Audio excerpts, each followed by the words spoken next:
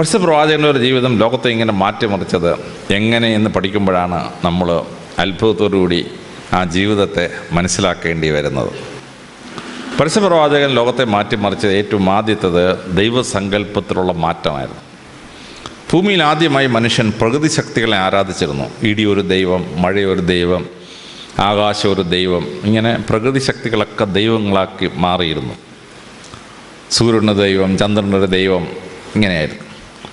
ഇങ്ങനെ വിശ്വസിച്ചിരുന്ന ജനസമൂഹം അതിനുശേഷം zoomorphic God's എന്ന് പറയുന്ന മൃഗങ്ങളുടെ ഷേപ്പുള്ള ദൈവസങ്കല്പത്തിലേക്ക് മാറി. കാളയൊരു ദൈവം, പശു ഒരു ദൈവം, കുറുക്കനൊരു ദൈവം, ഇങ്ങനെ ഓരോ സ്ഥലത്ത് ദൈവസങ്കല്പത്തിന് സൂമോർഫിക് ഗോഡ്സ് എന്ന് പറയപ്പെടുന്ന ദൈവങ്ങളാണ്. അതിൻ്റെ അടുത്ത ഘട്ടം എത്തിയപ്പോൾ മനുഷ്യനും മൃഗം കൂടെ ചേരുന്ന ഒരു രൂപമായി ദൈവത്തിൻ്റെ ഭാവം. അപ്പോൾ നൂബിസ് എന്നൊരു ദേവനുണ്ട് ഈജിപ്തുകാർക്ക്, പകുതി കുറുക്കൻ പകുതി മനുഷ്യൻ. ഇന്ത്യക്കാർക്ക് ഒരു നരസിംഹമുണ്ട്, പകുതി സിംഹം പകുതി മനുഷ്യൻ. ഈജിപ്തുകാരുടെ വലിയ ദേവനാണ് ഹോറസ്, തല പരുന്താണ്, ശരീരം മനുഷ്യൻ്റെയാണ്. യൂറോപ്പിലെ പ്രസിദ്ധനായ ഒരു ദേവനുണ്ടായിരുന്നു കാസ്റ്റർ, തല മനുഷ്യൻ്റെയാണ്, ഉടൽ കുതിരയുടെയാണ്. നമുക്ക് തന്നെ ഗണപതി സങ്കല്പമുണ്ട്, ആനയും മനുഷ്യനും കൂടെ ചേർന്ന സങ്കല്പം. അപ്പോൾ മിക്സഡ്, മൃഗവും മനുഷ്യനും ചേർന്ന ഒരു ദൈവഭാവം ഉണ്ടായി. അത് കഴിഞ്ഞപ്പോൾ മനുഷ്യൻ ആന്ത്രോപോമോർഫിക് ഗോഡ്സ് എന്ന സങ്കല്പം ഉണ്ടായി. ദൈവം മനുഷ്യനെ പോലിരിക്കും, 2 കണ്ണ്, 1 മൂക്ക്, 1 ചെവി, ഇങ്ങനെ ദൈവം മനുഷ്യനെ പോലിരിക്കുകയാണ്. ദൈവം മനുഷ്യനെ പോലെ ചിന്തിക്കും, മനുഷ്യ സ്ത്രീകളെ കണ്ടാൽ ദൈവത്തിന് വികാരം വരും, ഇങ്ങനെയൊക്കെയാണ് പരിപാടികൾ. അപ്പോൾ ഇതിങ്ങനെ വന്ന സമയത്താണ് മനുഷ്യൻ ദൈവത്തെ പോലെ ഇരിക്കുമെന്നുള്ള, ദൈവങ്ങൾ ഭൂമിയിൽ വന്ന് മനുഷ്യ സ്ത്രീകളുമായി ബന്ധമുണ്ടാക്കി കുട്ടികളെ ജനിപ്പിക്കും, ദൈവത്തിന് ഭാര്യ, മക്കൾ, ഇങ്ങനെയൊക്കെയുള്ള സങ്കല്പമാണ്. അങ്ങനെ ദൈവസങ്കല്പം സ്റ്റക്കായി നിൽക്കുന്ന അവസരത്തിൽ പരിശുദ്ധ പ്രവാചകൻ വന്ന് ദൈവസങ്കല്പത്തെ മാറ്റിമറിച്ചു. Formless God. ദൈവത്തിന് ഫോമില്ല, ദൈവത്തിന് കണ്ണിൽ പക്ഷേ കാണാം, ചെവിയിൽ പക്ഷേ കേൾക്കാം. Formless God. ആ ഫോംലെസ് ഗോഡ് എന്ന് പറയുന്നത് അതിഗംഭീരമായ ഒരു വിപ്ലവമാണ്. ദൈവത്തെ ഫോംലെസ് ആക്കി മാറ്റി. ദൈവത്തിന് ഭാര്യയില്ല, മക്കളുമില്ല, ദൈവത്തിന് പുത്രനുമില്ല, പുത്രിയില്ല. ദൈവം ദൈവമാണ്, മനുഷ്യൻ മനുഷ്യനാണ്. ഇത് അതിശ്രദ്ധേയമായ ഒരു സങ്കല്പം ദൈവസങ്കല്പത്തെ മാറ്റിമറിച്ചു. മറ്റു സമൂഹങ്ങളിൽ ദൈവം എണ്ണത്തിൽ വളരെ കൂടുതലായിരുന്നു. ഇന്ത്യയിൽ തന്നെ 33 കോടി ദേവന്മാരുണ്ടായിരുന്നു. യൂറോപ്യന്മാരുടെ ദൈവങ്ങളെല്ലാം കൂടെ എണ്ണിയാൽ 12,000-ന് മേളിലായിരുന്നു. ഈജിപ്തുകാരുടെ ദൈവങ്ങളെല്ലാം കൂടെ കൂട്ടിയ 1000-ന് മേളിലാണ്. പരിശുദ്ധ പ്രവാചകൻ പറഞ്ഞു, 1 ഗോഡ്, മോണോതെയിസം. ക്രിസ്തുവിന് 1400 വർഷങ്ങൾക്ക് മുമ്പ് അക്കനാത്തോൺ എന്ന് പറഞ്ഞൊരു ഒരു ഫറോ രാജാവാണ് ആദ്യം ഏകദൈവ വിശ്വാസം പറഞ്ഞത്. അയാളെ തല്ലിക്കൊന്നു, അയാളുടെ മോൻ തീയെ തല്ലിക്കൊന്നു. അതാണ് തൂത്തൻകാമൻ എന്ന് പറയുന്നത്. തൂത്തിനെ തല്ലിക്കൊന്നു. 22 വയസ്സായപ്പോഴേ മരിച്ച്. പിന്നെ മൂസ നബി ഏകദൈവ വിശ്വാസം പറഞ്ഞു, പിടിച്ചിരിക്കാൻ പ്രയാസം.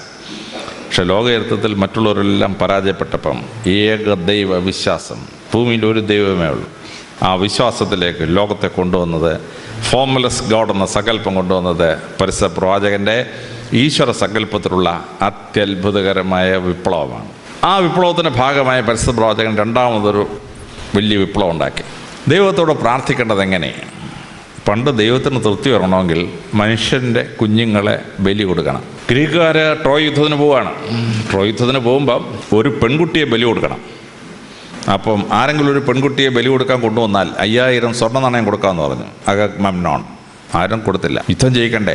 അഗമെമ്നോൺ എന്ത് ചെയ്തു? തൻ്റെ സ്വന്തം മകൾ 13 വയസ്സുള്ള ഇഫിജീനിയ എന്ന് പറയുന്ന പെൺകുട്ടിയെ, ആ പെൺകുട്ടി ഹൈഡ്ര എന്ന ആ കുട്ടിക്ക് വേറൊരു പേരുണ്ട്, ആ കുട്ടിയെ കൊണ്ടുവന്നും വെട്ടി ഞുറുക്കി ദൈവത്തിന് ബലി കൊടുത്തു. പോയി ട്രോയ് യുദ്ധം ജയിച്ചു.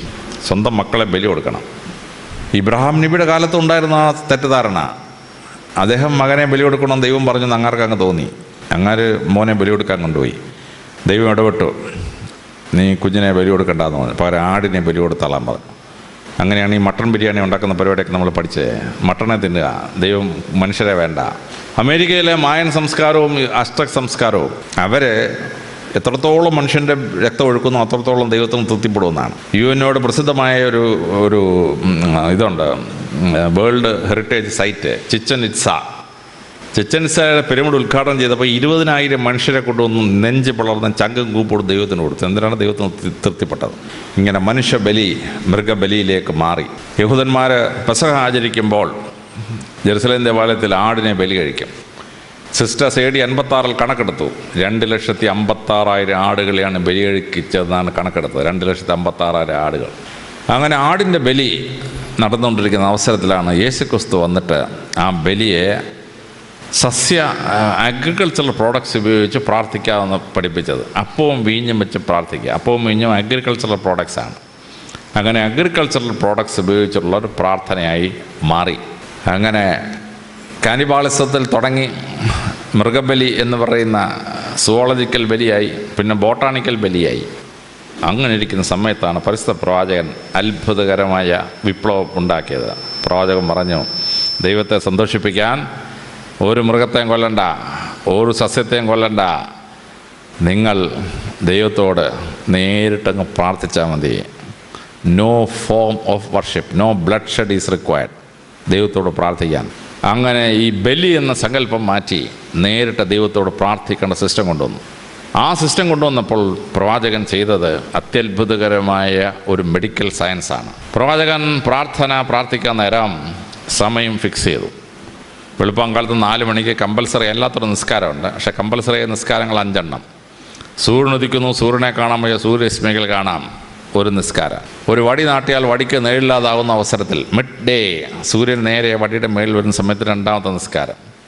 ഒരു വടി നാട്ടിയാൽ വടിയുടെ നീളവും നേളിൻ്റെ നീളവും ഈക്വൽ ആകുമ്പോൾ സൂര്യരശ്മികൾ 45 ഡിഗ്രി ആംഗിൾ വരുമ്പോൾ അടുത്ത നിസ്കാരം. സൂര്യൻ അസ്തമിച്ചു, സൂര്യനെ കാണാൻ വയ്യ, സൂര്യരശ്മികൾ കാണാം, അടുത്ത നിസ്കാരം. ചന്ദ്രൻ ഉദിച്ചു കഴിഞ്ഞാൽ ചന്ദ്രരശ്മികൾ കൊണ്ട് വടിയുടെ നീളവും നേളിൻ്റെ വീതവും ഈക്വൽ ആകുമ്പം അടുത്ത നിസ്കാരം. 5 കമ്പൽസറി നിസ്കാരം. നാസയിലെ റോക്കറ്റ് വിക്ഷേപണ കേന്ദ്രത്തിലെ ശാസ്ത്രജ്ഞന്മാർ ഈ സമയമൊക്കെ ശ്രദ്ധിച്ചപ്പോൾ അത്ഭുതപ്പെട്ടു പോയി. കാരണം സൂര്യൻ്റെയും ചന്ദ്രൻ്റെയും പ്രപഞ്ചത്തിൻ്റെയും നീക്കങ്ങളനുസരിച്ച് മനുഷ്യൻ്റെ ശരീരത്തിൽ ഒരു ബയോളജിക്കൽ ക്ലോക്കുണ്ട്. ഈ ബയോളജിക്കൽ ക്ലോക്ക് ടേൺ ചെയ്യുന്ന പോയിൻറ്റ്സാണ് ഈ 5 എണ്ണം. ആ ബയോളജിക്കൽ ക്ലോക്ക് ടേൺ ചെയ്യുന്ന സമയത്ത് പ്രാർത്ഥിച്ചാൽ മനുഷ്യന് ആരോഗ്യം മാത്രമല്ല ബുദ്ധിശക്തിയും കിട്ടുന്ന അത്ഭുതം അവിടെ നടക്കുകയാണ്. വെളുപ്പിന് 4 മണി എന്ന് പറഞ്ഞാൽ കമ്പൽസറി അല്ലാത്ത നിസ്കാരം വെച്ചിരിക്കുന്ന സമയമോ അത് മനുഷ്യൻ്റെ തലച്ചോറിന് ഏറ്റവും കൂടുതൽ ബുദ്ധിശക്തി ഉണ്ടാകുന്ന സമയമാണ്. ഭാരതീയ പുരാണങ്ങൾ പറയുന്നു, ബ്രഹ്മമുഹൂർത്തേ ഉത്തിഷ്ഠേ. ബ്രഹ്മമുഹൂർത്തം വെളുപ്പിന് 4 AM തലച്ചോറിന് ഏറ്റവും ബുദ്ധി ഉണ്ടാകുന്ന സമയം. അപ്പോൾ പ്രപഞ്ചത്തിൻ്റെ നീക്കങ്ങളനുസരിച്ച്, സൂര്യൻ്റെയും ചന്ദ്രൻ്റെയും നക്ഷത്രങ്ങളുടെ നീക്കങ്ങളനുസരിച്ച് മനുഷ്യ ശരീരത്തിൽ മാറ്റം ഉണ്ടാകുന്ന സമയത്ത് പ്രാർത്ഥന കൊണ്ട് ഫിക്സ് ചെയ്തു പ്രവാചകൻ. തലച്ചോറിന് ഏറ്റവും ബുദ്ധി ഉണ്ടാകുന്ന സമയത്ത് പ്രാർത്ഥന കൊണ്ട് ഫിക്സ് ചെയ്തു പ്രവാചകൻ. 1400 കൊല്ലത്തിന് മുമ്പ് ഒരു MBBS പഠിച്ചിട്ടില്ലാത്ത പ്രവാചകൻ ഇത്ര ഗഹനമായ ഒരു മെഡിക്കൽ പ്രിൻസിപ്പിൾ എങ്ങനെ മനസ്സിലാക്കി എന്നുള്ളത് ഡോക്ടർമാരെ അമ്പരപ്പിക്കുന്ന ഒരു സംഭവമാണ്. അമ്പരപ്പിക്കുന്ന സംഭവം. പ്രാർത്ഥനയുടെ സമയം ഫിക്സ് ചെയ്തു. പ്രാർത്ഥിക്കാൻ നേരം ലോകത്തിൽ എവിടെയാണെങ്കിലും പ്രാർത്ഥിക്കാം. മറ്റു മതങ്ങൾക്ക് പ്രാർത്ഥിക്കണമെങ്കിൽ പ്രതിമ വേണം, വലിയ പ്രതിമ വേണം, അല്ലെങ്കിൽ ചിത്രങ്ങൾ വരച്ച് അതിന് മുമ്പിൽ വേണം, ഇല്ലെങ്കിൽ ഫോട്ടോഗ്രാഫിക് പ്രൊജക്ഷൻസ് വേണം, അതല്ലെങ്കിൽ വിശാലമായ ആരാധനാലയം വേണം, അതിന് കൊടിമരം വേണം, ഗോപുരം വേണം. പ്രവാചകൻ പറഞ്ഞു, ഇതൊന്നും ദൈവത്തിൻ്റെ മുമ്പാകെ പ്രാർത്ഥിക്കാൻ വേണ്ട. ഒരു വിഗ്രഹം ഉണ്ടാക്കണ്ട, ഒരു ചിത്രവും വരയ്ക്കണ്ട, ഒരു രൂപവും പ്രൊജക്റ്റ് ചെയ്യണ്ട, ദേവാലയത്തിന് ഗോപുരം വേണ്ട, ദേവാലയത്തിന് കൊടിമരവും വേണ്ട. എനിവേർ യു ക്യാൻ പ്രേ. നിങ്ങളും ദൈവവും തമ്മിൽ ഒരു തടസ്സവും വേണ്ട. ഞങ്ങളെപ്പോൾ ആളുകൾ ട്രെയിനിൽ യാത്ര ചെയ്യുമ്പോൾ ഞങ്ങൾക്ക് മനസ്സിന് കുളിർമ ഉണ്ടാകുന്ന അനുഭവമുണ്ട്. പെട്ടെന്ന് വാങ്ക് വിളിക്കും. വാങ്ക് വിളിച്ചു കഴിഞ്ഞാൽ ട്രെയിനിൽ യാത്ര ചെയ്യുന്ന മുസ്ലിങ്ങൾ പെട്ടെന്ന് നടുക്കോട്ട് വന്ന് മുട്ടുകുത്തി ഒരു നിസ്കാരം, ചെറിയൊരു തോർത്ത് വിരിച്ച് ഒരൊറ്റ നിസ്കാരം. മറ്റുള്ള മതക്കാർക്ക് പരസ്യമായി പ്രാർത്ഥിക്കാൻ എന്തൊരു നാണക്കേടാണ്. മുസ്ലിങ്ങൾക്ക് പ്രശ്നമില്ല. ഓടുന്ന ട്രെയിനിൽ മുട്ടുകുത്തി നിസ്കരിക്കുന്ന മുസ്ലിമിനെ കാണുമ്പോൾ മനസ്സിൽ വളരെ സന്തോഷം ഉണ്ടാവും. ഈശ്വരനോട് പ്രാർത്ഥിക്കാം. ഒരു തടസ്സവും വേണ്ട, ഒരു മീഡിയവും വേണ്ട, ഒരു പ്രതിമയും വേണ്ട, ഒരു ചിത്രവും വേണ്ട. യു ക്യാൻ പ്രേ. ഇത് പ്രാർത്ഥനയുടെ വലിയ അത്ഭുതമാണ്. പരിശുദ്ധ പ്രവാചകൻ മനുഷ്യൻ്റെ പ്രാർത്ഥന അവൻ്റെ ജീവിത സാഹചര്യവുമായും പ്രപഞ്ചത്തിൻ്റെ സത്യവുമായും കൂട്ടി യോജിപ്പിച്ചു എന്നുള്ളതാണ് അതിഗംഭീരമായ പ്രാർത്ഥന. ആ പ്രാർത്ഥനയുടെ ഭാഗമായിട്ട് പരിശുദ്ധ പ്രവാചകൻ 3ാമതൊരു സിസ്റ്റം ഉണ്ടാക്കി. അതാണ് നോമ്പ് അല്ലെങ്കിൽ ഉപവാസം എന്ന് പറയുന്നു. മറ്റു മതങ്ങൾക്കൊക്കെ ഉപവാസമാണ്. ഉപവാസം എന്ന് പറഞ്ഞാൽ ലെസ്സർ ലൈഫ്, പൂർണ്ണതയില്ലാത്ത ജീവിതം എന്നാണ് ഉപവാസം എന്ന വാക്കിൻ്റെ അർത്ഥം. പ്രവാചകന് ഉപവാസം എന്നുള്ള വാക്കെടുത്തില്ല, പ്രവാചകൻ നോമ്പ് എന്ന വാക്കെടുത്തു. ആ നോമ്പിന് ക്ലാസിക്കൽ അറബിയിൽ രോഗങ്ങളെ സൗഖ്യമാക്കുന്ന കാലം എന്നാണ് അർത്ഥം. എന്നാൽ കൊളോക്കിയൽ അറബിയിൽ വെയിലത്ത് നിന്ന് തണലത്തേക്ക് മാറി നിൽക്കുന്ന അവസ്ഥ എന്നാണ് ആ വാക്കിൻ്റെ അർത്ഥം. അപ്പോൾ ക്ലാസിക്കൽ അറബിയിലാണെങ്കിലും കൊളോക്കിയൽ അറബിയിലാണെങ്കിലും ആ നോമ്പെന്ന വാക്കിന് ഭയങ്കര അർത്ഥമുള്ളൊരു വാക്കാണ്. അപ്പോൾ മറ്റു മതങ്ങൾ പറഞ്ഞു ഇറച്ചി തിന്നരുത്, മീൻ തിന്നരുത് എന്നൊക്കെ പറഞ്ഞു. പരസ്യപ്രവാചകൻ പറഞ്ഞു, നിങ്ങൾ തിന്നുന്ന ആഹാരത്തിലല്ല പ്രശ്നം, നിങ്ങൾ 12 മണിക്കൂർ സൂര്യനുദിച്ച് സൂര്യസ്തമിക്കുന്ന കാലം വരെ പട്ടിണിയിരിക്കണം, ഒന്നും വെള്ളം പോലും അകത്തോട്ട് പോകരുത്, അങ്ങനെ നോമ്പ് അനുഷ്ഠിക്കണം. മറ്റു പല മതക്കാരും മുസ്ലിങ്ങളെ കളിയാക്കാൻ തുടങ്ങി. ഇതെന്തൊരു നോമ്പപ്പ, 12 മണിക്കൂർ പട്ടിണി ഇരിക്കുക, പിന്നെ ബിരിയാണി അടിച്ച് കയറ്റുക, ഇതെന്തൊരു നോമ്പെന്ന്. പക്ഷേ ഇതിൻ്റെ രഹസ്യം എന്താണെന്ന് കണ്ടുപിടിച്ചത് അമേരിക്കയിലെ റോക്കറ്റ് വിക്ഷേപണ കേന്ദ്രത്തിലെ ശാസ്ത്രജ്ഞന്മാരാണ്. ഈ റോക്കറ്റിൽ പോകുന്ന സമയത്ത് വെയ്റ്റ്ലെസ്നെസ്സാണ്, ഗ്രാവിറ്റി ഇല്ലല്ലോ. അതുകൊണ്ട് മനുഷ്യൻ ഇങ്ങനെ ഒഴുകി നടക്കും. നമുക്ക് ഇരുന്നൊരു മേശപ്പുറത്ത് നിന്ന് ആഹാരം കഴിക്കാൻ പറ്റില്ല, കാര്യം ആഹാരം ഇങ്ങോട്ട് എടുത്ത ഉടനെ ആഹാരം പറന്നങ്ങ് പോകും. അതുകൊണ്ട് റോക്കറ്റിൽ പോകുന്ന ആളുകൾക്ക് ഈ ആഹാരം ഒരു കുഴലിനകത്ത്, ഇതിനകത്ത് നിറച്ചിട്ട് കുഴലിനകത്ത് കയറ്റി ഞെക്കി ഞെക്കി ഞെക്കി വായിക്കകത്താക്കി ഭക്ഷിക്കണം. അപ്പോൾ ഈ യന്ത്രത്തിനെങ്കിലും എന്തെങ്കിലും കേട് വന്നാൽ ഈ ആൾ പട്ടിണി കിടന്ന് മരിച്ചു പോകും റോക്കറ്റിനകത്ത്. അപ്പോൾ അങ്ങനെ പട്ടിണി കിടക്കേണ്ടി വന്നാൽ എന്ത് സംഭവിക്കും? ഇത് അമേരിക്കയിലെ ശാസ്ത്രജ്ഞന്മാർ ഗവേഷണം നടത്തി. അപ്പോഴാണ് അത്ഭുതകരമായ ഒരു രഹസ്യം കണ്ടെത്തിയത്. 11.5 മണിക്കൂർ ഒരു മനുഷ്യൻ പട്ടിണി ഇരുന്ന് കഴിഞ്ഞാൽ അവൻ്റെ തലച്ചോറ് കുടലിലേക്കൊരു സന്ദേശം അയക്കും. കാരണം ഈ ആൾ പട്ടിണി കിടന്ന് മരിക്കാൻ പോവുകയാണെന്നും തലച്ചോറ് തെറ്റിദ്ധരിച്ച ശേഷം ഒരു മെസ്സേജ് കുടലിലോട്ട് കൊടുക്കും, ഇവൻ ചാവാൻ പോവുകയാണ്, അതുകൊണ്ട് ഇവനെ രക്ഷിക്കണം. അപ്പോൾ കുടലിൻ്റെ ഇന്നർ ലൈനിങ് പെരിട്ടോണിയം എന്ന് പറയും. ആ പെരിട്ടോണിയത്തിനകത്ത് കണ്ണുകൊണ്ട് കാണാൻ പറ്റത്തില്ല, പക്ഷേ മൈക്രോസ്കോപ്പിക് ക്രാക്ക് വീഴും. എന്നിട്ട് അതിനകത്തൂടെ കുടലിനകത്തോട്ടൊരു എൻസൈം ഊർന്നിറങ്ങും. അത് ശരീരം വലിച്ചെടുത്ത് കഴിഞ്ഞാൽ ശരീരത്തിന് അത്ഭുതകരമായ ശക്തിയും അത്ഭുതകരമായ ഓട്ടോ ഇമ്മ്യൂൺ കപ്പാസിറ്റി, രോഗപ്രതിരോധ ശക്തി വർദ്ധിക്കുന്ന ഒരു ഫിനോമിനൻ ശരീരത്തിലുണ്ടാവും. 11.5 മണിക്കൂർ പട്ടിണിന്നേ പറ്റുള്ളൂ. അതുവരെ അതിനിടയ്ക്ക് ഒരു ഗ്ലാസ് വെള്ളം കുടിച്ചാൽ പോയി. അപ്പോൾ അങ്ങനെ 11 മണിക്കൂർ പട്ടിണി ഇരിക്കുമ്പോൾ സംഭവിക്കുന്ന ഈ അത്ഭുതം അമേരിക്കൻ ശാസ്ത്രജ്ഞന്മാർ കണ്ടെത്തി. അപ്പോൾ ശരിക്ക് സൂര്യോദയം മുതൽ സൂര്യാസ്തമനം പട്ടിണി ഇരുന്നാൽ സംഭവിക്കുന്ന എന്തെന്ന് ചോദിച്ചാൽ, അവൻ്റെ ശരീരം പെട്ടെന്ന് ഈ ഓട്ടോ ഇമ്മ്യൂൺ സിസ്റ്റം അലർട്ട് ചെയ്യുന്ന എൻസൈംസ് കുടലിലേക്ക് ഊർന്നിറങ്ങും. അത് വലിച്ചെടുത്ത് കഴിഞ്ഞാൽ ആ മനുഷ്യന് രോഗപ്രതിരോധ ശക്തി വർദ്ധിക്കുകയും ഓർഡിനറി ഇൻഫെക്ഷൻസ് തടയാനുള്ള കപ്പാസിറ്റി കിട്ടുകയും ചെയ്യും. ഇനി അങ്ങനെയുള്ള കപ്പാസിറ്റി കിട്ടുന്നതിൻ്റെ ഭാഗമായി നമുക്ക് ചില പ്രത്യേക രോഗങ്ങളെ റെസിസ്റ്റ് ചെയ്യാൻ പറ്റും. അതിലൊന്നാണ് ക്യാൻസർ. ക്യാൻസർ എന്ന് പറഞ്ഞാൽ ഓട്ടോ ഇമ്മ്യൂൺ കപ്പാസിറ്റി കുറയുമ്പോൾ ശരീരത്തിലെ സെൽ ഡിവിഷൻ അൺകൺട്രോൾഡ് ആകുമ്പോൾ ഉണ്ടാകുന്നൊരു സംഭവമാണ് ഈ ക്യാൻസർ.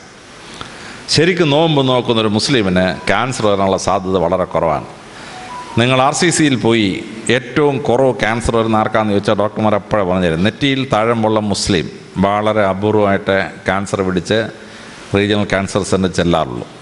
ഹെറിഡിറ്ററി ക്യാൻസർ ഉണ്ട്, തടയാൻ പറ്റത്തില്ല. അപ്പനും വല്യപ്പനും എല്ലാം ഒരേ ക്യാൻസർ വരികയാണെങ്കിൽ, സ്ത്രീകളുടെ പല തലമുറ ബ്രസ്റ്റ് ക്യാൻസർ വന്നുകൊണ്ടിരിക്കുന്ന തലമുറയാണെങ്കിൽ ആ ഹെറിഡിറ്ററി ക്യാൻസർ വരും. അല്ലാതെ ജീവിതചര്യ കൊണ്ടുണ്ടാകുന്ന ക്യാൻസറുകളുണ്ടല്ലോ, ആ ക്യാൻസർ വളരെ അപൂർവമായിട്ട് നെറ്റിയിൽ തഴമ്പുള്ള നോമ്പ് നോക്കുന്ന ഒരു മുസ്ലിമിന് വരികയുള്ളൂ.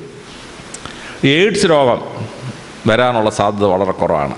കാരണം അക്വയർഡ് ഇമ്മ്യൂണിറ്റി ഡെഫിഷ്യൻസിയാണ് എയ്ഡ്സ്. ആ ഇമ്മ്യൂണിറ്റി ശക്തിപ്പെടുന്നതുകൊണ്ട്, നോമ്പ് നോക്കുമ്പോൾ ശക്തിപ്പെടുന്നതുകൊണ്ട് സാധാരണ ഒരു എയ്ഡ്സ് പിടിക്കുകയില്ല. എന്ന് പറഞ്ഞ് മോശം പെണ്ണുങ്ങളുടെ കൂടെയൊക്കെ പോയാൽ പിടിക്കുകയോ, അത് വേറെ കാര്യമെങ്കിലും ഈ അല്ലാതുള്ള എയ്ഡ്സ് ഉണ്ട്, ഈ ഇമ്മ്യൂണിറ്റി കുറഞ്ഞുണ്ടാകുന്ന എയ്ഡ്സ്, ആ എയ്ഡ്സ് ഉണ്ടാവില്ല നോമ്പ് നോക്കുന്ന ഒരു മുസ്ലിമിന്. 1400 കൊല്ലത്തിന് മുമ്പ് ഒരു MBBS പഠിക്കാത്തൊരു പ്രവാചകൻ എങ്ങനെ ഇങ്ങനൊരു മെഡിക്കൽ പ്രിൻസിപ്പിൾ കണ്ടുപിടിച്ചു? ഡോക്ടർമാർ അമ്പരന്ന് പോവുകയാണ്, അത്ഭുതകരമാണ്. എൻ്റെ വീട്ടിൽ എൻ്റെ ഭാര്യ കറക്റ്റ് റംസാൻ നോമ്പ് നോക്കും. മുസ്ലിമൊന്നുമല്ല, സത്യ ക്രിസ്ത്യാനിയാണ്. എൻ്റെ അനിയൻ ജേക്കബ് എഞ്ചിനീയറാണ്, നല്ല പോലെ റംസാൻ നോമ്പ് നോക്കും. എൻ്റെ അനുജൻ്റെ ഭാര്യ MD-കാരി ഡോക്ടറാണ്, തിരുവനന്തപുരം സെക്രട്ടറിയിലെ ചീഫ് മെഡിക്കൽ ഡോക്ടറാണ്, പക്ഷേ കറക്റ്റായിട്ട് റംസാൻ നോമ്പ് നോക്കും. അപ്പോൾ എൻ്റെ ഭാര്യയും എൻ്റെ അനിയനും എൻ്റെ സിസ്റ്ററിലൊക്കെ നോമ്പ് നോക്കുന്നത് അതിൻ്റെ മെഡിക്കൽ തത്വം മനസ്സിലാക്കിയതുകൊണ്ടാണ്. മുസ്ലിങ്ങൾ ആഘോഷിക്കുന്ന സമയത്ത് തന്നെ അവരും നോമ്പ് ആചരിക്കാം. എനിക്കിത് ആചരിക്കണമെന്ന് ആഗ്രഹമുണ്ട്, പക്ഷേ 2-3 ദിവസം പിടിച്ചിരിക്കും. 4-ാം ദിവസം ഞാൻ കഴിച്ചു, എന്നെ കൊണ്ട് നിവർത്തിയില്ല. 12 മണിക്കൂർ പട്ടിണി ഇരിക്കാൻ വയ്യ. പക്ഷേ അതിൻ്റെ മെഡിക്കൽ പ്രിൻസിപ്പിൾ വളരെ ശ്രേഷ്ഠമാണ്. ഒരുപാട് ഹിന്ദുക്കളും മുസ്ലിങ്ങളും റംസാൻ നോമ്പ് നോക്കുന്നുണ്ട്. അതിൻ്റെ മെഡിക്കൽ പ്രിൻസിപ്പിൾ മനസ്സിലാക്കിയിട്ട് നടക്കുന്നൊരു സംഭവമാണ്. അപ്പോൾ പ്രാർത്ഥനയുടെ ഭാഗമായി നോമ്പ് ഫിക്സ് ചെയ്തപ്പോൾ പരിശുദ്ധ പ്രവാചകൻ അത്ഭുതകരമായൊരു പ്രിൻസിപ്പിൾ അതിൻ്റെ ഭാഗമായി ചേർത്ത് നമുക്ക് തന്നിരിക്കുകയാണ്. ഈശ്വരവിശ്വാസവും പ്രാർത്ഥനയും വളരെ സിംപിളിസ്റ്റിക്കായി മനുഷ്യനും ദൈവവും തമ്മിലുള്ള ബന്ധമായി വ്യാഖ്യാനിച്ച് വിപ്ലവകരമായ മാറ്റം വരുത്തി പ്രവാചകൻ. നാലാമതായി പ്രവാചകൻ ചെയ്തത് മതപരമായ ആഘോഷങ്ങൾക്ക് കൊടുത്ത രൂപാന്തരമാണ്. ആണ്ടിൽ 2 ഈദ് വരും. ആ ഈദിന് ആഘോഷിക്കാൻ പരിശുദ്ധ പ്രവാചകൻ പറഞ്ഞു, ഒരു മൃഗങ്ങളെ നിങ്ങൾ എഴുന്നള്ളിക്കണ്ട, നിങ്ങളൊരു വെടിക്കെട്ട് നടത്തണ്ട, കരിയും കരിമരുന്നൊന്നും വേണ്ട. മൃഗങ്ങൾ എഴുന്നള്ളിക്കാനാണെങ്കിൽ പരിശുദ്ധ പ്രവാചകൻ ഉത്തരവിട്ടാൽ അറബി ദേശത്തെ ഒട്ടകങ്ങളെല്ലാം വരട്ടെ മാർച്ചിനെന്ന് പറഞ്ഞാൽ 15,000 ഒട്ടകം വന്നതിനായിരുന്നു മാർച്ചിന്. നമ്മൾ ആന എഴുന്നള്ളിക്കാൻ ഒട്ടകത്തെ എഴുന്നള്ളിച്ചൂടെ? പ്രവാചകൻ പറഞ്ഞു, മൃഗങ്ങൾ എഴുന്നള്ളിക്കുകയല്ല മനുഷ്യൻ്റെ ഫെസ്റ്റിവൽ. മനുഷ്യൻ്റെ ഫെസ്റ്റിവലിന് വെടിമരുന്ന് പൊട്ടിക്കുകയല്ല വേണ്ടത്. മനുഷ്യൻ്റെ ഫെസ്റ്റിവലിന് നിങ്ങൾ ഈദ് ആഘോഷിക്കണമെങ്കിൽ മധുരം ഉണ്ടാക്കി ആ മധുരം കൊണ്ടുപോയി അയലോകത്തെ ജനങ്ങളെ കൊടുത്ത് അവരെ തൃപ്തിപ്പെടുത്തി ഒന്ന് സന്തോഷിപ്പിച്ച ശേഷം നിങ്ങൾ വന്ന് നോമ്പാചരിക്കുക, ഈദ് ആഘോഷിക്കുക. ആ ഈദ് ആഘോഷിക്കുന്നതിൻ്റെ ഭാഗമായി മനുഷ്യർ ഈ മധുരം കൊടുക്കാൻ തുടങ്ങി. ഈജിപ്തിലും എത്യോപ്യയിലും ഒക്കെ മനുഷ്യർക്ക് മധുരം എന്നുള്ള വാക്കാണ് ഹലാവ. അവർ ഹലാവ ഉണ്ടാക്കി മനുഷ്യരെ കൊണ്ട് കൊടുത്ത് സന്തോഷിപ്പിച്ച് തിരിച്ചു വരും. ആ ഹലാവ കേരളത്തിൽ വന്ന് നമ്മളതിനെ ഹൽവയാക്കി മാറ്റി അങ്ങനെ ഹൽവ ഉണ്ടാക്കാൻ തുടങ്ങി. ഇപ്പോൾ ലോകത്തിലെ ഏറ്റവും ബെസ്റ്റ് ഹൽവ കോഴിക്കോടൻ ഹൽവയും പൊന്നാനി ഹൽവയാണ്. ഇപ്പോൾ ഈജിപ്തുകാരനോ എത്യോപ്യക്കാരനോ ഹൽവ അതിനുണ്ടെങ്കിൽ നമ്മൾ അങ്ങോട്ട് കൊടുക്കണം ഹൽവ. അതാണ് ഹൽവയ്ക്കുണ്ടായ രൂപാന്തരം. അഫ്ഗാനിസ്ഥാനിലും പാകിസ്ഥാനിലുമൊക്കെ മധുരം എന്ന വാക്ക് അവരുടെ ഭാഷയിൽ അത് ജിലേബ് എന്നാണ് വാക്ക്. അവർ ജിലേബ് ഉണ്ടാക്കി കൊടുക്കാൻ തുടങ്ങി. ആ ജിലേബ് ഇന്ത്യയിൽ വന്നപ്പോൾ ജിലേബി എന്നായി. മധുരം കൊടുത്തിട്ട് ദൈവത്തെ ഉത്സവം ആഘോഷിച്ചാണ്. തുർക്കികൾ പറഞ്ഞു, മധുരം മാത്രം കൊടുത്തിട്ട് എന്ത് കാര്യം, വയറ് നിറയണ്ടേ? തുർക്കികൾ ഈദ് ആഘോഷിക്കാൻ വേണ്ടി ആട്ടിറച്ചിയും ചോറും കൂടെ ചേർത്തൊരു സാധനം ഉണ്ടാക്കി. അതിനെ അവർ വിളിച്ച പേരാണ് ഈദ് അൽ ബിരിയാം. തുർക്കി ഭാഷയിൽ ബിരിയാം എന്ന് പറഞ്ഞാൽ സന്തോഷം, ഈദിൻ്റെ സന്തോഷം, ഈദ് അൽ ബിരിയാം. അങ്ങനെ ഈദ് അൽ ബിരിയാം ബോംബെയിലെത്തിയപ്പോൾ ഇത് ബിരിയാമിയായി. കേരളത്തിൽ വന്നപ്പോൾ നമുക്ക് ഇഷ്ടമുള്ള സാധനം ആണി അതിൻ്റെ കൂടെ ചേർത്ത് അങ്ങനെ ബിരിയാണി എന്നാക്കി മാറ്റിക്കളഞ്ഞു. നല്ലൊരു വാക്കിനെ, സന്തോഷം എന്നുള്ള വാക്കിനകത്ത് ആണി ചേർക്കാൻ മലയാളിക്കുള്ളത് വേറെ ആർക്കുണ്ടെങ്കിലും പറ്റുക. അങ്ങനെ തുർക്കികൾ ഈദ് ആഘോഷിക്കാൻ വേണ്ടി ആട്ടിറച്ചിയും ചോറും ഉപയോഗിച്ചിട്ടാണ് ഈ ബിരിയാണി ഉണ്ടാക്കിയത്. മലയാളികൾ എന്ത് ചെയ്തു, എക്സ്പെരിമെൻ്റ് ചെയ്യാൻ തുടങ്ങി. അവൻ കപ്പ ബിരിയാണി, ചക്ക ബിരിയാണി, മീൻ ബിരിയാണി. ഇന്നാളെ ഞാൻ വടക്കോട്ട് പോയ സമയത്ത് രാത്രി 9 മണി കഴിഞ്ഞ് പോയി. ഹോട്ടൽ അടച്ചു പോലെ എന്ന് വെച്ചൊരു ഹോട്ടലിൽ കയറി. ഞാൻ ഇവിടെ ഉണ്ടെന്നുണ്ടോ എന്ന് ചോദിച്ചാൽ അവൻ പറഞ്ഞു വെണ്ടയ്ക്ക ബിരിയാണി ഉണ്ടെന്ന് പറഞ്ഞു. തുർക്കികൾ പോലും സ്വപ്നം കണ്ടുണ്ടാവില്ല വെണ്ടയ്ക്ക ബിരിയാണി ഉണ്ടാക്കാം. അതും മലയാളികളുടെ പരിപാടിയാണ്. അപ്പോൾ മനുഷ്യന് വയറുന്ന വെച്ചാൽ ആഹാരം കൊടുക്കുക, അവന് മധുരം കൊടുക്കുക. അങ്ങനെ വേണം മതപരമായ ആഘോഷങ്ങൾ നടത്താൻ. അല്ലാതെ ആനയെ കൊണ്ടൊന്ന് ഉത്സവം നടത്തി എൻ്റെ ആന വേണമെങ്കിൽ 4 ചവിട്ടിക്കൊന്ന് വെടിക്കെട്ട് നടത്തി വെടി പൊട്ടി 102 ചാവുക, ഇങ്ങനെയൊക്കെയാണോ ഉത്സവം? പ്രവാചകൻ പറഞ്ഞു പാടില്ല. മതപരമായ ഉത്സവം മനുഷ്യനെ സന്തോഷിപ്പിക്കുന്ന, അവൻ്റെ ആഹാരം പരിപോഷിപ്പിക്കുന്ന ഒന്നായിരിക്കണം ആഘോഷം. ഈദ് ആഘോഷിക്കാൻ വേണ്ടി പരിശുദ്ധ പ്രവാചകൻ 12 നിയമം ഉണ്ടാക്കി. ഓരോ നിയമവും എത്ര ശ്രദ്ധേയമാണെന്ന് നമ്മൾ ആലോചിക്കുമ്പോഴാണ് മനസ്സിലാവുന്നത്. ഈദ് ആഘോഷിക്കാൻ പരിശുദ്ധ പ്രവാചകൻ പറഞ്ഞു, മേൽക്കൂരയുള്ള ഒരു സ്ഥലത്തും ഈദ് ആഘോഷിച്ചേക്കരുത്. ഈദ് ഗാഹിൽ പോയി, ഓപ്പൺ സ്പേസിൽ പോയി ഈദ് ആഘോഷിച്ചോണം. അള്ളാഹു മനുഷ്യനും തമ്മിൽ ഒരു ബാരിയറും പാടില്ല, ഒരു തടസ്സവും പാടില്ല. റൂഫുള്ള സ്ഥലത്ത് വെച്ചിട്ട് ഈദ് ആഘോഷിക്കരുത്. മനുഷ്യൻ നേരെ ദൈവത്തോട് പ്രാർത്ഥിക്കണം. No barriers in between. പരിശുദ്ധ പ്രവാചകൻ പറഞ്ഞു, ഈദ് ആഘോഷിക്കണമെങ്കിൽ മണ്ണിൽ ചവിട്ടുന്ന ഈദ് ആഘോഷിക്കണം. ഒരു ചെരുപ്പും കാലിലെങ്ങും പാടില്ല. മനുഷ്യൻ മണ്ണാണ്, അവൻ മണ്ണിലേക്ക് പോകും. ആ മണ്ണിൽ ചവിട്ട് നിന്നിട്ട് ഞാൻ ആരാണെന്ന് മനസ്സിലാക്കിയിട്ട് വേണം അവന് ഈദിന് പ്രാർത്ഥിക്കാൻ. വേറും മണ്ണിൽ ചവിട്ടി വേണം അവൻ പ്രാർത്ഥിക്കാൻ. പരിശുദ്ധ പ്രവാചകൻ പറഞ്ഞു, ഈദ് ആഘോഷിക്കാൻ പോകുമ്പോൾ ആ പോകുന്ന വഴി കൂടെ തിരിച്ചു വരരുത്. പോകുന്ന വഴി കൂടെ തിരിച്ചു പോയവൻ തന്നെ തിരിച്ചു വന്നേ. ഈദ് പ്രാർത്ഥിച്ചു കഴിഞ്ഞാൽ man should be completely transformed as a new human being. അതുകൊണ്ട് ഒരു വഴി കൂടെ ഈദിന് പോയാൽ വേറൊരു വഴി കൂടെ കറങ്ങിയിട്ടേ വീട്ടിലെത്താവൂ. He shall be completely transformed. Eid ആഘോഷിക്കാൻ പരിശുദ്ധ പ്രവാചകൻ ഉണ്ടാക്കിയ 12 നിയമങ്ങൾ വായിച്ച് ഞാൻ അത്ഭുതപ്പെട്ടു പോയി. എന്തൊരു ശാസ്ത്രീയമായ, എന്തൊരു ഒരു വ്യക്തമായ പ്രിൻസിപ്പിളിലാണ് ഒരു ഈദ് ആഘോഷിക്കാൻ പരിശുദ്ധ പ്രവാചകൻ ലോകത്തെ പഠിപ്പിച്ചത്. ലോകത്തിൽ ഏതെങ്കിലും മതം ഇങ്ങനെ സിംപ്ലിസ്റ്റിക്കായി മറ്റാർക്കും പരിക്ക് പറ്റാത്ത സന്തോഷിപ്പിക്കുന്നൊരു ഉത്സവം ഓർഗനൈസ് ചെയ്തിട്ടുണ്ടോ? ഇല്ല. അവിടെയാണ് ഈദ് ആഘോഷിക്കാൻ പരിശുദ്ധ പ്രവാചകൻ ഉണ്ടാക്കിയ 12 നിയമങ്ങളും നമ്മളെ അത്ഭുതപ്പെടുത്തുന്നത്. മതത്തിൻ്റെ ആഘോഷങ്ങൾക്ക് പ്രവാചകൻ മാറ്റം വരുത്തി. 5-മതായി പരിശുദ്ധ പ്രവാചകൻ ചെയ്തത് വളരെ ശ്രദ്ധേയമായ ഒരു തത്വമാണ് മനുഷ്യാവകാശം. മനുഷ്യനായി ഭൂമിയിൽ മറ്റുള്ളവരെ കാണണം, ഉച്ചനീചത്വങ്ങൾ പാടില്ല. പരിശുദ്ധ പ്രവാചകൻ ആ മനുഷ്യത്വം എന്താണെന്ന് ലോകത്തെ പഠിപ്പിച്ചു. പരിശുദ്ധ പ്രവാചകൻ ശിഷ്യന്മാരിങ്ങനെ ഇരിക്കുമ്പോൾ ഒരു യഹൂദൻ മരിച്ചവൻ്റെ ഡെഡ് ബോഡി ഇങ്ങനെ വരികയാണ്. പരിശുദ്ധ പ്രവാചകൻ നേരെ പോയി തലക്കെട്ടെടുത്ത് മാറ്റി അതിനെ വണങ്ങി ശേഷം തിരിച്ചു വന്നു. അബൂബക്കർ ഒന്നാമത്തെ ഖലീഫയാണ്. അദ്ദേഹം ചോദിച്ചു, എന്ത് അങ്ങ് കാണിച്ച അതൊരു യഹൂദൻ്റെ ഡെഡ് ബോഡിയല്ലേ, അതിനെ പോയി വന്ദിക്കുമോ? പരിശുദ്ധ പ്രവാചകൻ പറഞ്ഞു, അബൂബക്കറെ, അതൊരു യഹൂദൻ്റെ ഡെഡ് ബോഡി അല്ല, ഒരു മനുഷ്യൻ്റെ ശവശരീരമാണ്.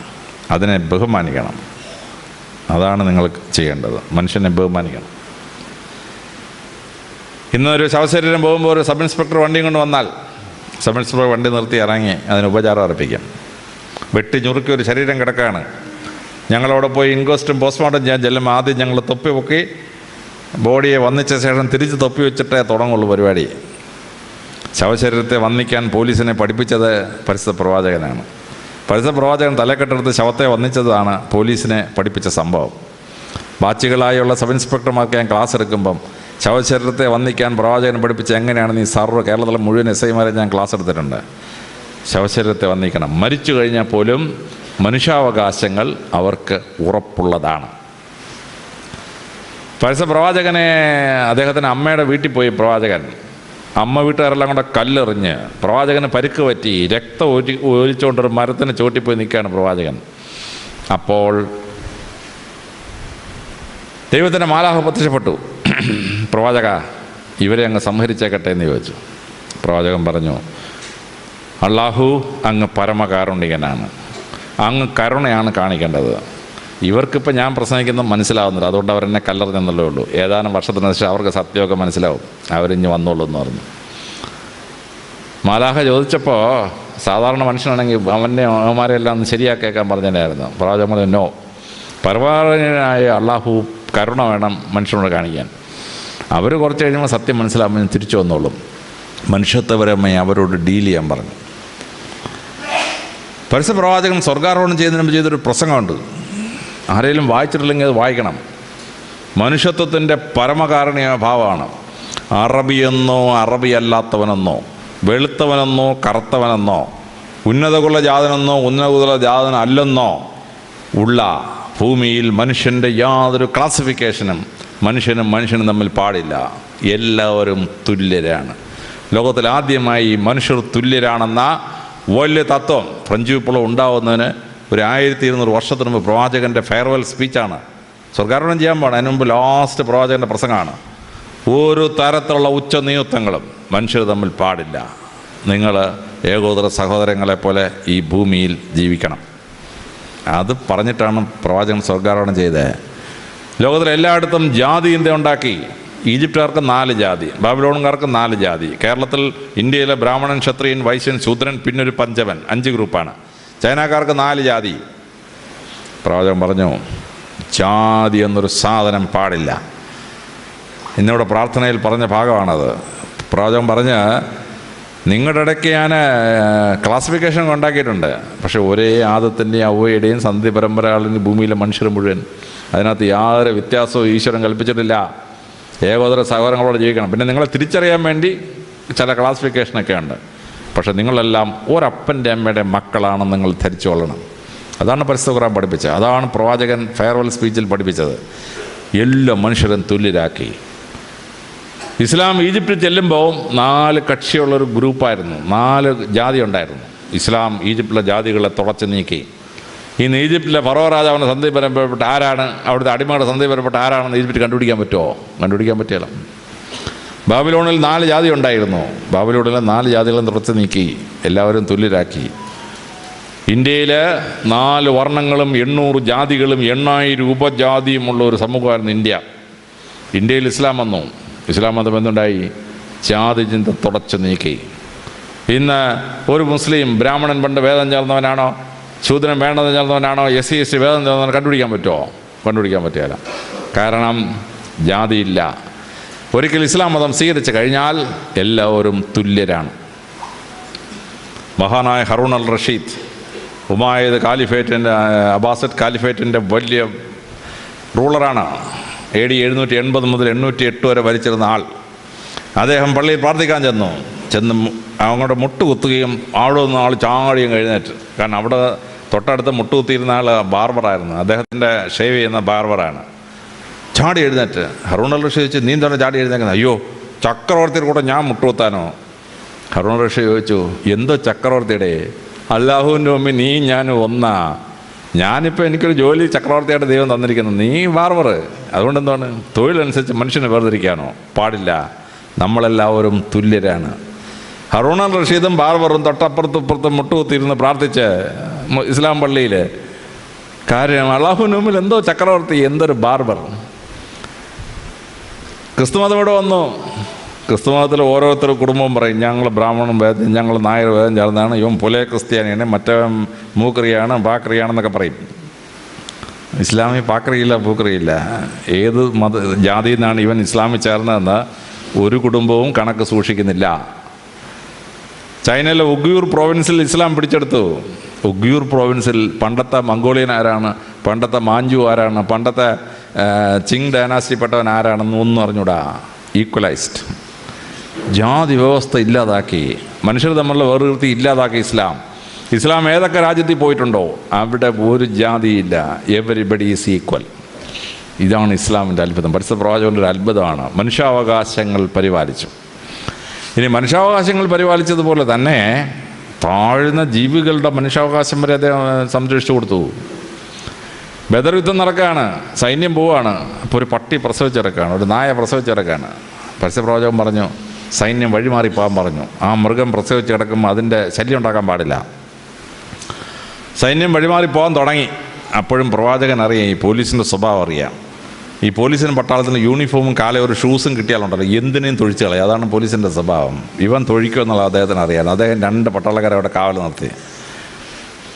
ആ പട്ടിക്കൊന്നും പറ്റാതെ നോക്കിക്കോണം, എല്ലാ സൈന്യം പോയി കഴിഞ്ഞാൽ നിങ്ങൾ 2 ഇഞ്ഞ് വരാമെന്ന് പറഞ്ഞു.